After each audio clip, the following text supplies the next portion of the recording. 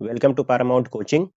देखिए, आप सबको जिस चीज़ का बेसब्री से इंतजार था, मैं वो चीज़ लेकर आ गया हूँ। इंटरमीडिएट एग्जामिनेशन 2023 के लिए इंग्लिश का गेस क्वेश्चन, जो काफ़ी इंपॉर्टेंट होने वाला है आज का वीडियो। और आप इस वीडियो को अंत तक देखेंगे तो आपको समझ में आ जाएगा कि ये वीडियो कितना इंपॉर्टेंट है। और मैं बता दूं कि ये यहाँ से क्वेश्चन जो है वो मैं ऑब्जेक्टिव का भी क्वेश्चन इसमें से आ सकता है और सब्जेक्टिव क्वेश्चन तो आएंगे ही आएंगे। ठीक है, तो इसमें से मैं क्वेश्चन को इस तरीके से ड्रॉ किया हूं। आप इसका पीडीएफ अगर देखेंगे तो आपको पता चल जाएगा। मैं भी इसका पूरा एक्सप्लेन करूंगा। आप देखें कि यहाँ से पूरा जो भी राइटर नेम वगैरह है ये सब कुछ मैंने इसमें डाल रखा है। और आप देख सकते हैं इसके जो ऑब्जेक्टिव वन लाइनर क्वेश्चन है, मतलब ऑप्शन बिना ऑप्शन के वन लाइनर, ताकि थोड़ा पेजेस कम हो सके। तो यहाँ पर वन लाइनर क्वेश्चन जो ऑब्जेक्टिव के लिए मैं वो क्रिएट किया हूँ।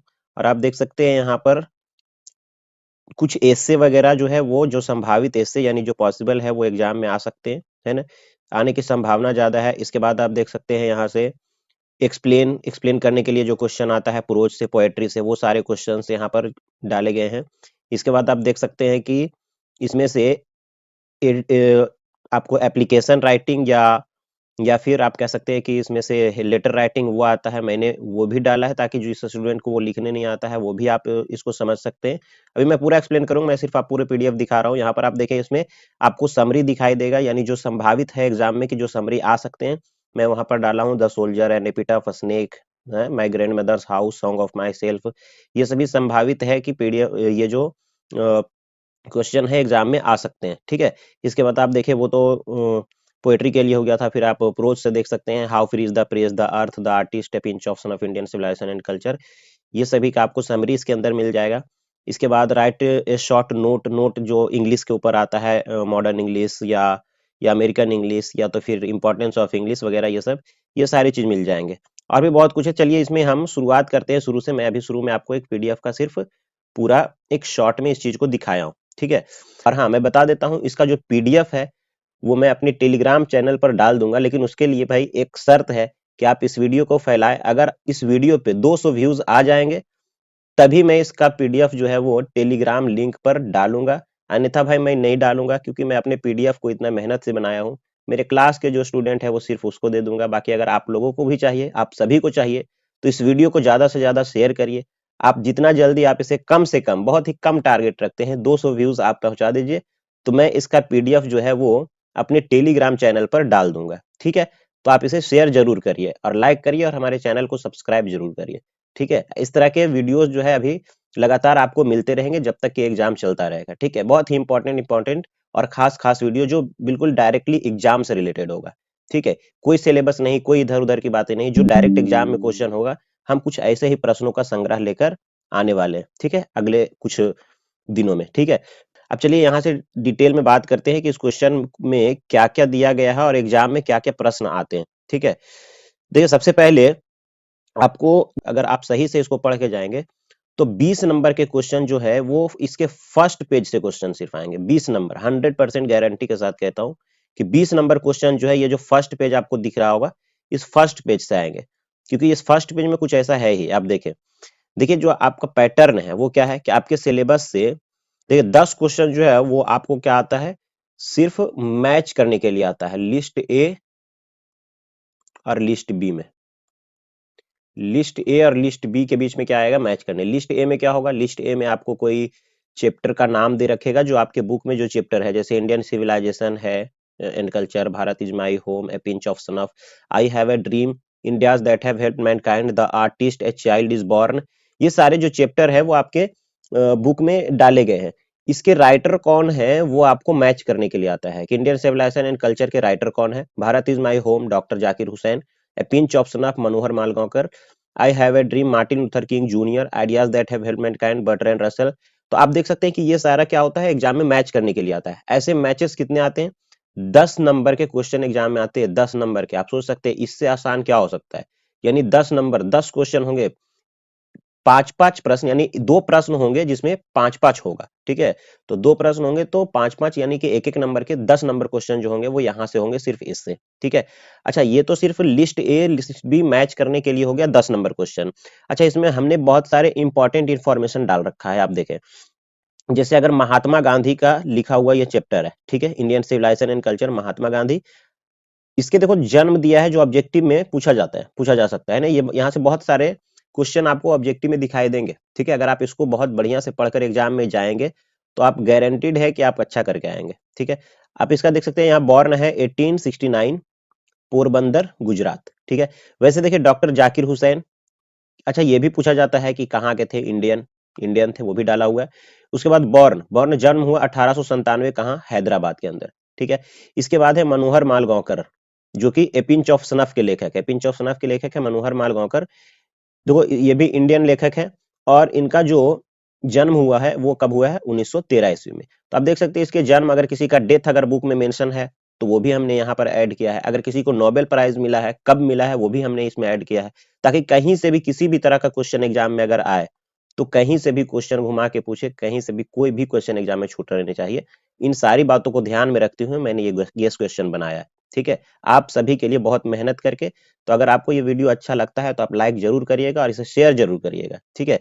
तो देखते हैं आगे क्या है कि ideas that have helped Mankind, Bertrand Russell, जो कि क्या है, एक ब्रिटिश है, ब्रिटिश राइटर है, ठीक है, ये भी देखो पूछा जाता है एग्जाम में, कहाँ के राइटर है, ब्रिटिश राइटर।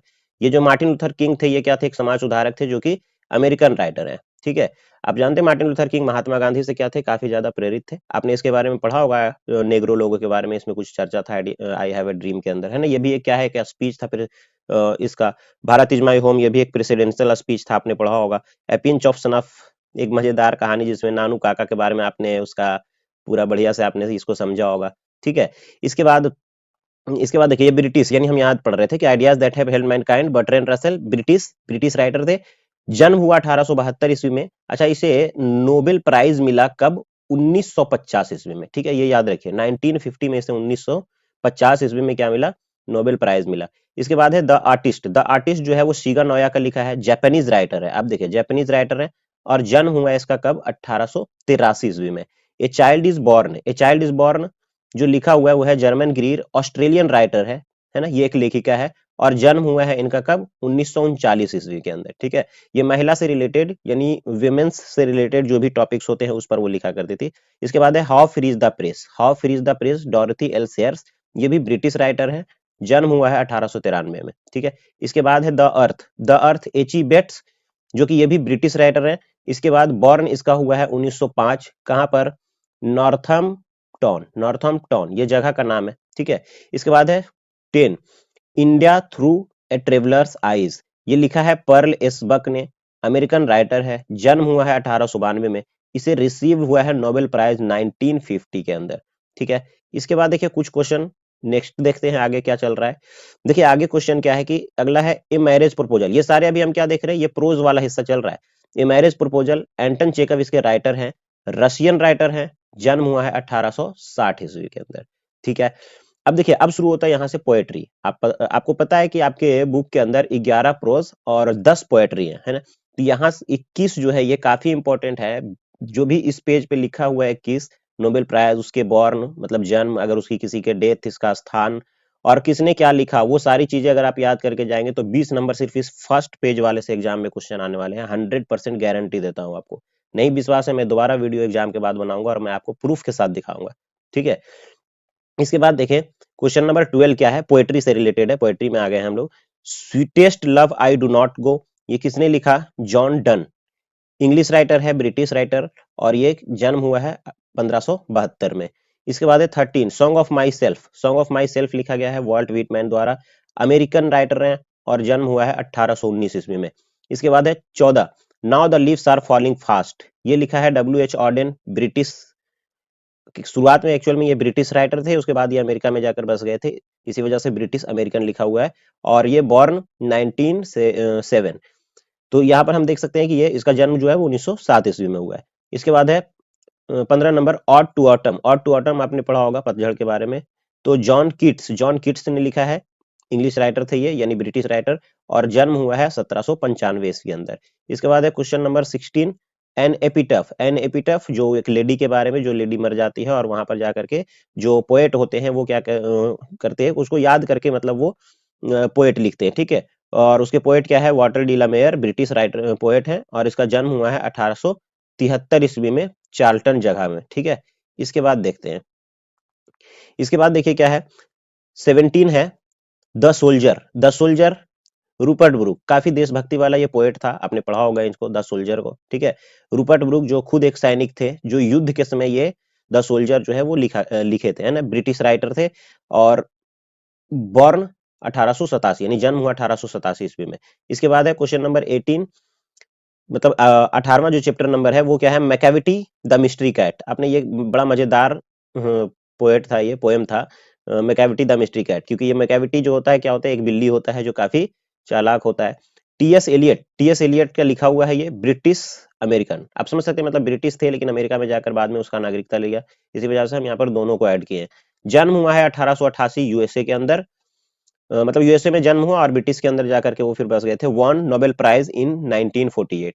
इसके बाद है 19 फायर हिम केकीएन दारूवाला का लिखा है, इंडियन राइटर है, बॉर्न हुआ है 1937 ईस्वी में। इसके बाद है 20 स्नेक जो है डीएच लॉरेंस द्वारा लिखा गया है, ब्रिटिश राइटर है, जन्म हुआ है 1885 ईस्वी में।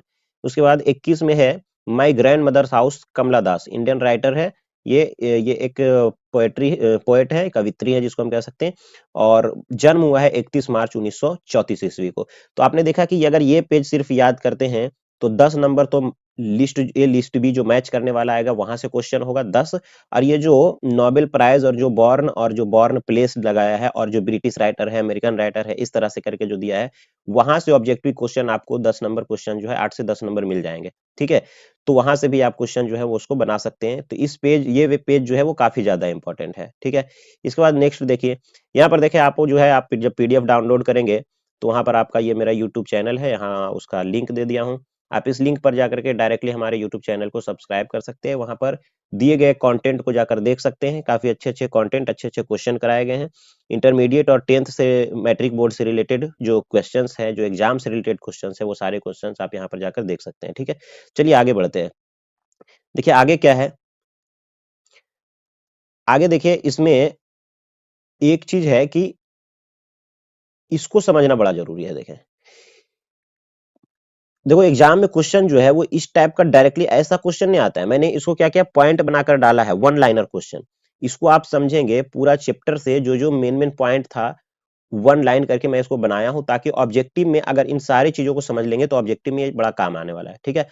देखिए, complete the following sentence on the basis of textual reading, मतलब आपको ऑब्जेक्टिव के अंदर कुछ लाइन खाली हो सकते हैं, मतलब फिल इन द ब्लैंक्स हो सकते हैं, या तो फिर कुछ डायरेक्टली क्वेश्चंस हो सकते हैं, ठीक है। तो वो यहाँ से रिलेटेड होंगे, जैसे कुछ क्वेश्चंस को हम यहाँ पढ़ेंगे। अगर आप चाहते हैं कि इसका पूरा डिटेल वीडियो में बनाऊं, बिल्कुल ऐसे वगैरह का हिंदी करते के साथ, अगर आप ऐसा चाहते हैं तो आप कमेंट बॉक्स में मुझे जरूर बताइए। अगर कमेंट बॉक्स में बताएंगे तो जरूर मैं आपके रिक्वेस्ट पर इसका पूरा डिटेल वीडियो एक बार लेकर आऊंगा, जिसमें कि मैं एक एक क्वेश्चन को काफी डिटेल कवर करूंगा, चाहे तो वो ऐसे हो, चाहे वो एक एक क्वेश्चन हो, चाहे एक्सप्लेन करने वाला क्वेश्चन हो, ठीक है, या तो इंग्लिश पर जो नोट है वो हो, मतलब एक एक क्वेश्चन काफी डिटेल में हम हिंदी के साथ एक्सप्लेन करेंगे आपको, ठीक है, अगर आप चाहते हैं तो। अन्यथा अभी क्या है, एक शॉर्ट वीडियो में बना रहा हूं, मैं आपको सिर्फ समझा रहा हूँ कि इस क्वेश्चन में जो है वो है क्या, ठीक है, और कितना इंपॉर्टेंट मटेरियल इसके अंदर डाला गया है एग्जाम पॉइंट ऑफ व्यू से, ठीक है।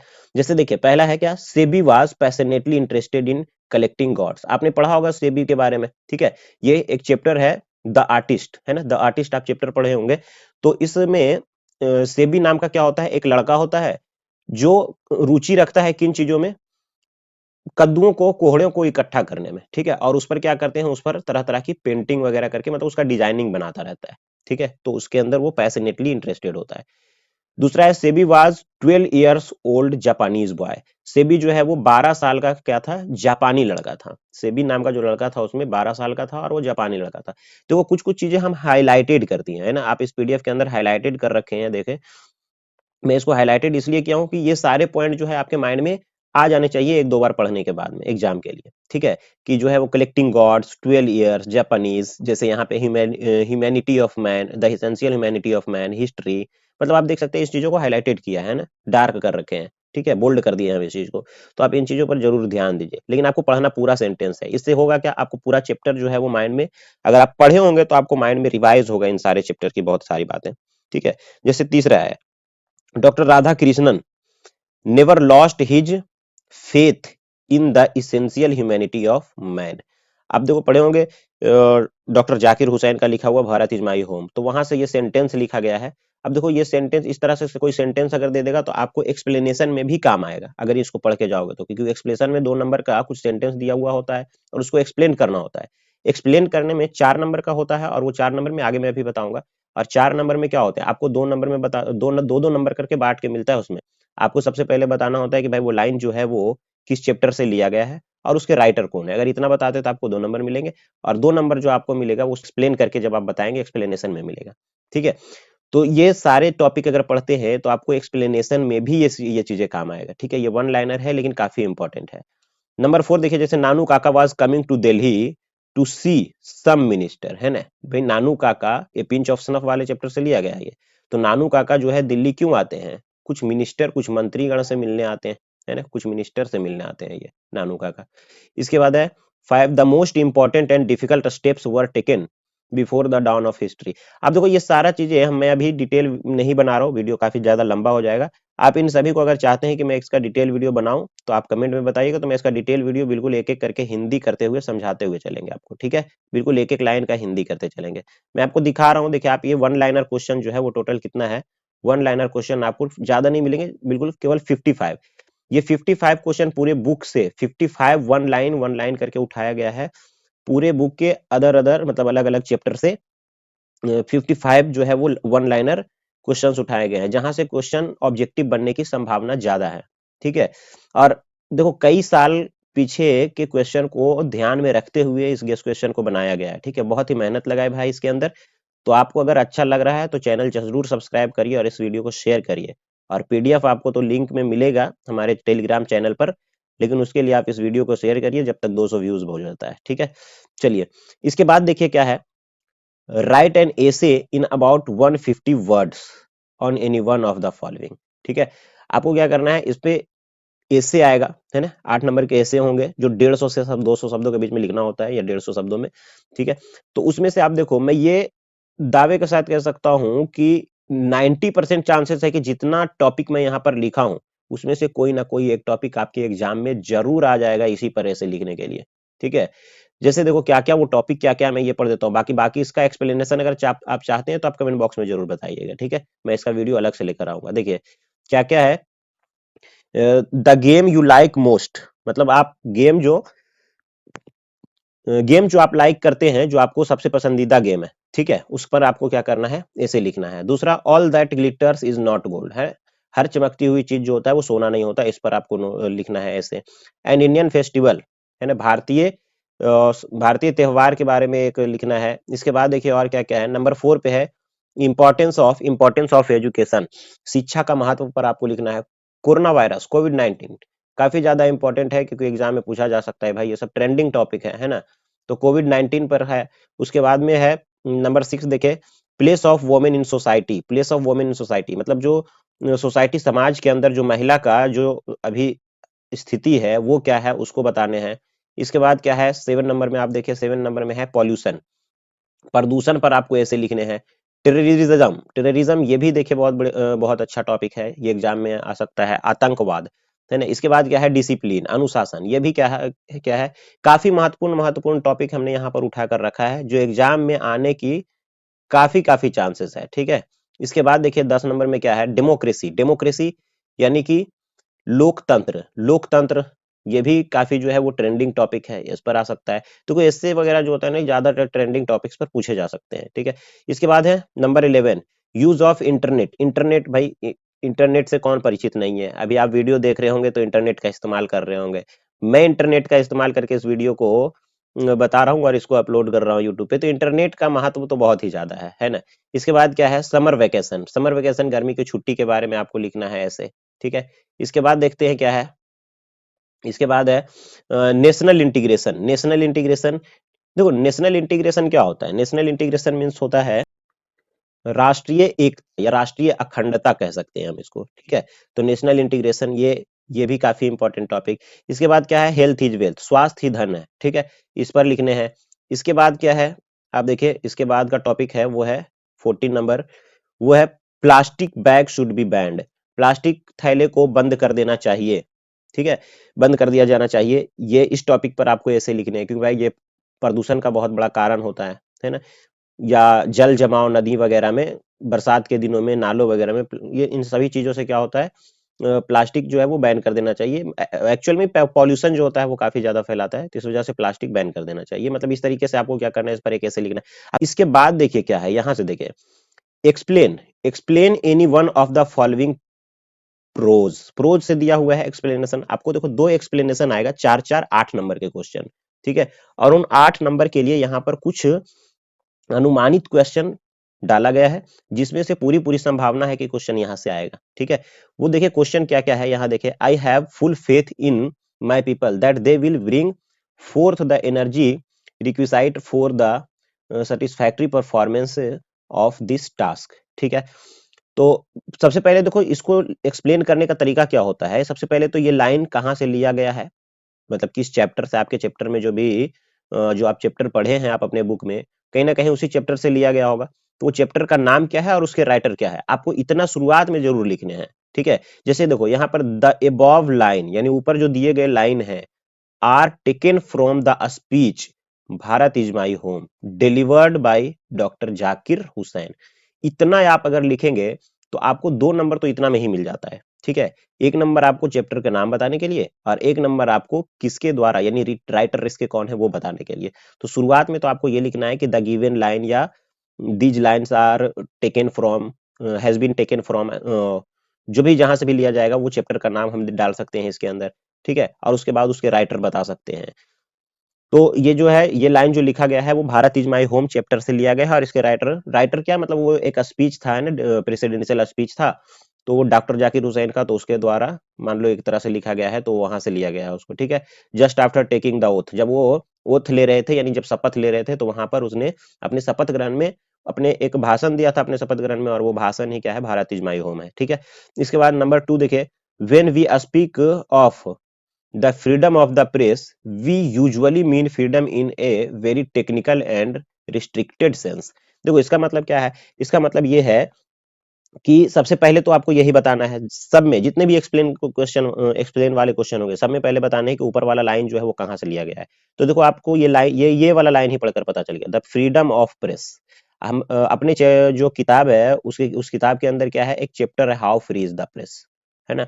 प्रेस जो है, जो मीडिया है ना, वो कैसे जो है वो स्वतंत्र है, वो उसके अंदर बताया गया है, ठीक है। The above line are taken from the essay how free is the press, written by an Australian women activist Dorothy L Sayers, ठीक है। डॉर्थी एल्सियर्स द्वारा लिखा गया है। यहाँ पर एंड नहीं होगा, ये एन होगा, है ना, एन ऑस्ट्रेलियन, ठीक है। इसके बाद देखिए, मतलब इस तरीके से आपको कुछ क्वेश्चन दिए गए, वीडियो लंबा हो जाएगा काफी ज्यादा, इसी वजह से मैं इसको शॉर्ट में चल रहा हूँ। तीसरा क्वेश्चन है बेंजाय नीडेड ए वोमैन। बेंजाई के बारे में आपने पढ़ा होगा, जो मुर्गियों का के बारे में काफी ज्यादा जानता है, मुर्गियों का शौकीन होता है। Number 4, the family is big and is constantly growing at rather unconventionally fast pace. आप देख सकते हैं ये सारे क्वेश्चन इंपॉर्टेंट है, ठीक है। इन सभी में से कहीं ना कहीं 4 नंबर के क्वेश्चन, इसमें से एक क्वेश्चन जरूर आ जाएंगे, ठीक है। बहुत ज्यादा क्वेश्चन हमने नहीं लिया है। आप देखिए नंबर 6, बहुत कम क्वेश्चन में से, पूरे बुक में से बहुत कम क्वेश्चन जो है वो सिलेक्टिव क्वेश्चन मैं यहाँ पर लेकर आया हूँ आपके लिए, ठीक है। नंबर 6 देखिए, ये है 7 8 9। मैं अभी आपको इसको डिटेल नहीं बता रहा हूँ, मैं इसके लिए अलग से वीडियो लेकर आ जाऊंगा अगर आप कहेंगे तो। नंबर 10 देखे है, इसके बाद है 11, ठीक है। इसके बाद देखिए 12 13 14, यानी टोटल 15 क्वेश्चन एक्सप्लेनेशन के लिए था प्रोज के अंदर, और ठीक लगभग इतना ही क्वेश्चन जो है वो पोएट्री के अंदर आपको मिल जाएंगे। जैसे देखिए एक दो क्वेश्चन इसमें मैं बता देता हूँ शुरुआत के। Where are the song of a spring, any where are they, think I not of them the that they music too. देखो ये लाइन जो है कहां से लिया गया है, the above line are taken from the poem to autumn, है ना, ऑड टू ऑटम। यहाँ पर थोड़ा मिस्टेक हो गया है टाइपिंग में, यहाँ पर क्या होना चाहिए, ऑड टू ऑटम। ये ऑड टू ऑटम से लिया गया है, ठीक है। ऑड टू ऑटम से लिया गया है, written by great romantic poet of England, है ना, इंग्लैंड के एक पोएट थे जॉन किट्स, जॉन किट्स द्वारा लिखा गया है, ठीक है। इसके बाद देखो दूसरा क्वेश्चन जो है वो क्या है, whose white waterfall and place travellers in their last distress. देखो ये कहां से लिया गया है, देखो एक चैप्टर है now the leaves are falling fast, वहां से लिया गया है, written by English poet W H Auden. W H Auden ने इसको लिखा है। ठीक है। इसके बाद इसी तरीके से आपको कुछ क्वेश्चन मिलेंगे, मैं इसका डिटेल सॉल्यूशन अलग से करूंगा, ठीक है। मैं बार बार कह रहा हूँ, इसमें मैं ज्यादा नहीं बताने वाला हूँ क्योंकि वीडियो काफी ज्यादा लंबा हो जाएगा। मैं सिर्फ समझाना चाह रहा हूँ कि गेस क्वेश्चन में क्या क्या दे रखे हैं, ठीक है। काफी ज्यादा इंपॉर्टेंट देखकर आपको समझ में आ रहा होगा। अगर आपने मॉडल पेपर पढ़ा होगा तो उस मॉडल पेपर को ध्यान में रखते हुए बनाया गया है, ठीक है। जिस तरह के क्वेश्चन उसमें हैं, बस उसी पैटर्न उसी आधार पर इस पूरे गेस क्वेश्चन को तैयार किया गया है भाई, ठीक है। बहुत सारा मेहनत लगा है इसके अंदर, तो आप सिर्फ लाइक बटन दबा दीजिए, बस इतना आपसे कहना चाहता हूँ, ठीक है। इसके बाद देखो इसमें यानी इस तरह के जो क्वेश्चन है एक्सप्लेनेशन के लिए, वो इसके अंदर कुछ क्वेश्चन जो दे रखे हैं वो 14 है। 4 नंबर यहाँ से आ जाएंगे और 4 प्रोज से, मतलब 8 नंबर क्वेश्चन जो है वो यहाँ से आपको जरूर मिल जाएंगे। मुझे ये पूरा भरोसा है, मैं आपको उम्मीद दिला सकता हूँ कि इससे बाहर क्वेश्चन जो है एग्जाम में नहीं होगा एक्सप्लेनेशन के लिए, ठीक है। इसके बाद देखिए यानी इसमें से कोई ना कोई एक जो होगा आपको 4 और 4 8 नंबर आपको दिला कर जाएंगे, ठीक है। इसके बाद देखो क्या है, attempt any one of the following. अगला क्या होगा, आपको एक एप्लीकेशन या एक लेटर लिखना होगा, ठीक है। तो एप्लीकेशन लिखने का तरीका क्या है वो मैं यहाँ पर दे रखा हूँ। देखिए एप्लीकेशन कैसे लिखा जाता है, जैसे कि सबसे पहले मैं इस तरफ राइट साइड में क्या करूंगा, राइट साइड में मैं उस जगह का नाम लिखूंगा जहां से मैं एप्लीकेशन लिख रहा हूं। जैसे मैं अपने कोचिंग का नाम दे रखा हूं पैरामाउंट कोचिंग सेंटर, ठीक है। फुल्ली मोड़ नवादा मतलब एड्रेस में दे दूंगा। उसके बाद क्या है, डेट डाल दूंगा यहाँ पर 1 फरवरी 2023, क्योंकि भाई एग्जाम आपका 1 फरवरी से शुरू होने वाला है। वीडियो मैं आज बना रहा हूँ लेकिन एग्जाम तो आपका 1 फरवरी से शुरू होने वाला है। किसी को लिखना है डियर अमर, है ना, अमर को मैं लिख रहा हूँ I haven't got your letter since long, मैं बहुत लंबे समय से आपका पत्र नहीं पाया हूँ। आई एम फाइन हियर, मैं जो हूँ यहाँ ठीक हूँ। And I hope you and your family will be also well, और मुझे आशा है, मैं उम्मीद करता हूँ कि तुम और तुम्हारी फैमिली जो है वो भी जो होंगे बहुत ही अच्छे होंगे। How is your little sister, तुम्हारी जो छोटी बहन है वो कैसी है। Actually I am eager to know about your preparation for your upcoming intermediate examination, है ना। मैं उत्सुक हूँ एक्चुअली जानने के लिए ये कि तुम्हारा जो इंटरमीडिएट का एग्जाम आने वाला है उसकी तैयारी कैसी चल रही है, ठीक है।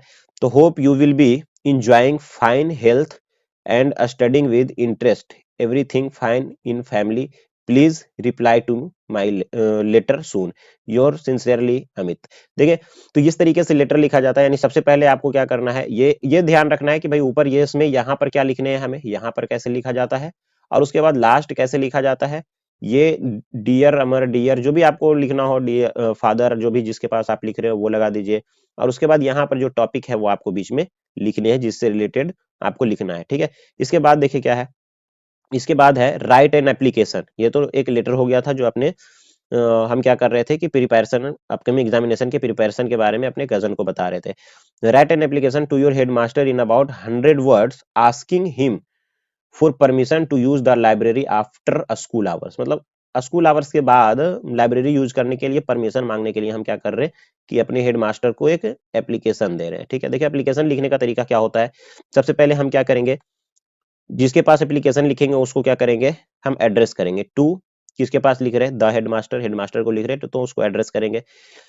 हेडमास्टर जो है वो किस संस्था के हैं वो उसका नाम लगाएंगे। जैसे मैंने एक स्कूल का नाम दे दिया, बापू इंटर स्कूल पांडे गंगौट नवादा, है ना, ये एक स्कूल है।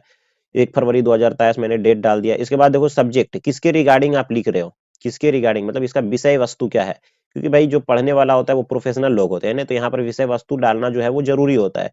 क्योंकि आप विषय वस्तु नहीं डालेंगे तो उतना पूरा पढ़ने में उसको काफी ज्यादा समय लगेगा। तो ये विषय वस्तु जान करके उसको पहले आधी बातें पता चल जाएगा कि आप किस संबंध में उसको लिखना चाह रहे हैं, ठीक है। तो यहाँ लिख देंगे regarding permission to use the library, ठीक है। लाइब्रेरी यूज करने के संबंध में ये एप्लीकेशन आपको दिया जा रहा है।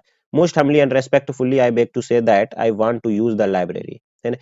जो मैं विनम्रता पूर्वक क्या करता हूँ, आपसे निवेदन करता हूँ कि मैं लाइब्रेरी यूज करना चाहता हूँ आफ्टर स्कूल आवर्स के बाद, because there is some disturbance, है ना, कुछ डिस्टर्बेंस है जो एट माई हाउस, क्योंकि मतलब हमारे घर के पास जो होता है वो क्या होता है, डिस्टर्बेंस होता है, मतलब शोरगुल वगैरह होते हैं फॉर अ फ्यू डेज, है ना, कुछ दिनों के लिए। I have my study to do because my exam are at hand, exam जो है वो काफी नजदीक है, तो इसी वजह से मैं यहाँ पर स्टडी करना चाहता हूँ, ठीक है। इसके बाद therefore I request you to give permission for the same, तो मैं अनुरोध करता हूं कि आप इसके लिए क्या करें, अनुमति दे देंगे। Thanks, your faithfully Amit, Amit जो भी नाम है आपका आप वो डाल सकते हैं, ठीक है। तो इस तरीके से ये लेटर या एप्लीकेशन में से कोई एक ही एग्जाम में लिखना है, आएगा दोनों लेकिन आपको कोई एक डाल देना है, ठीक है। इसके बाद देखे क्या है, इसके बाद देखो, इसके बाद है right the summary, right the summary any one of the following poems in about 100 words. देखो समरी क्या क्या है, समरी है द सोल्जर, इसमें से देखो एक कोई ना कोई एक समरी यहाँ से आ जाएगा। एक समरी प्रोज और एक समरी पोएट्री, वहां से 2 क्वेश्चन आते हैं 5-5 नंबर के। तो 10 नंबर क्वेश्चन जो होगा वो यहाँ से आ जाएगा। The soldier, an epitaph, snake, my grandmother's house और सॉन्ग ऑफ माई सेल्फ, ये 5 का समरी आपको यहाँ पर दिया गया है। इसमें से एग्जाम में आपको 5 नंबर दिला कर जाएगा, ठीक है। तो आपको देख सकते हैं द सोल्जर का लिखा है, एन एपिटफ का लिखा है, स्नेक का लिखा है, इसके बाद आप देख सकते हैं माई ग्रैंड मदर हाउस लिखा है, सॉन्ग ऑफ माई सेल्फ लिखा है, ठीक है। तो इस तरीके से आपको यहाँ पर 5 पोएट्री के आपको दिख गया है, ठीक है। इसी प्रकार से आपको प्रोज के समरी मिल जाएंगे। यहाँ पर देखें, write summary, write summary of any one of the following prose in about 100 words. How free is the press, क्या क्या दिया गया है इसमें। How free is the press, the earth, the artist, a pinch of snuff, Indian civilisation and culture. तो ये सारे जो है वो आपको इसके यानी आपको समरी यहाँ पर दिए गए हैं, ठीक है। How free is the press, the earth, the artist, a pinch of snuff, ठीक है। इसके बाद देखिए इंडियन सिविलाइजेशन एंड कल्चर। तो इन सब के समरी यहाँ पर दिए गए हैं। मैं इन समरी को अभी पढ़ नहीं रहा हूँ, मैं समरी का हिंदी में समझा दूंगा आपको, ठीक है। आप भरोसा रखें, आप चैनल पर बने रहे, वीडियो को लाइक करें और इसको शेयर करें। मैं एक दूसरा वीडियो लेकर आऊंगा और इसी को काफी डिटेल में मैं आपको बताऊंगा, बिल्कुल एक एक लाइन बाय लाइन हिंदी करके मैं इसको समझाऊंगा, ठीक है। इसके बाद देखिए आगे, इसके बाद जो क्वेश्चन आता है 5 मार्क्स का क्वेश्चन ये भी होता है कि right A short note any one of the following. इसमें क्या होता है, इसमें अंग्रेजी यानी इंग्लिश से रिलेटेड कोई क्वेश्चन होता है, ठीक है। आप अगर पिछले कई सालों का क्वेश्चन उठाकर देख ले तो इंग्लिश पर एक टॉपिक लिखने जरूर आता है किसी भी तरीके से। और इस बार भी आप अगर मॉडल क्वेश्चन देखे होंगे तो आपको पता होगा कि इंग्लिश पर कुछ ना कुछ लिखना जरूर है, ठीक है। तो देखिए यहाँ पर क्या क्या दिया गया है, right A note on, right A note on American English, ठीक है। इसके बाद है right a brief note on global English, मतलब इंग्लिश से ही रिलेटेड कुछ ना कुछ नोट लिखने आता है उसके ऊपर, ठीक है। Right A note on Indian English poetry, Indian English poetry पर एक नोट लिखना है। Right A note on Indian English novel, Indian English novel पर एक नोट लिखने हैं। इसके बाद है right A note on future of English in India, future of English in India, India में जो है इंग्लिश का भविष्य क्या है उस पर एक नोट लिखने हैं, ठीक है। इसके बाद देखिए क्या है, इसके बाद है discuss English as the second language of India, है ना। मतलब इंग्लिश जो है वो इंडिया का सेकेंड लैंग्वेज है, उस पर आप डिस्कस करिए, ठीक है।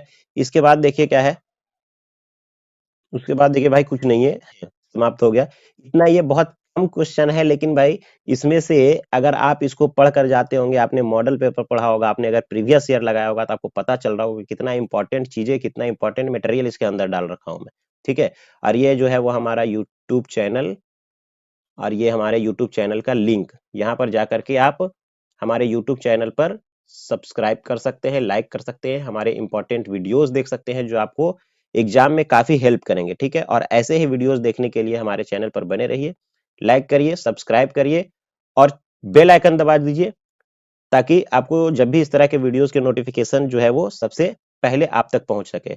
और हाँ, वीडियो को शेयर जरूर करिए, क्योंकि जब तक 200 व्यूज नहीं आ जाते हैं मैं आपको ये पीडीएफ नहीं प्रोवाइड करने वाला हूं। आप 200 व्यूज इसको पहुंचा दीजिए, बहुत कम रखा हूं 200, भाई बहुत कुछ नहीं है। आप इसको बहुत जबरदस्त शेयर करें तो आपको 200 व्यूज जैसे ही पहुंच जाएगा, ये इसका पीडीएफ जो है वो बिल्कुल मेरे टेलीग्राम चैनल पर डल जाएगा, जिसका लिंक जो है वो यूट्यूब चैनल के, ये इसी चैनल जिस पर आप देख रहे हैं उसके डिस्क्रिप्शन बॉक्स में है। आप वहां पर जाकर के टेलीग्राम चैनल ज्वाइन कर सकते हैं और वहां पर आपको इसका पीडीएफ जो है वो मिल जाएगा, ठीक है। चलिए, अगर ये वीडियो अच्छा लगा है तो सब्सक्राइब करिए, शेयर करिए और लाइक करिए। Thank you.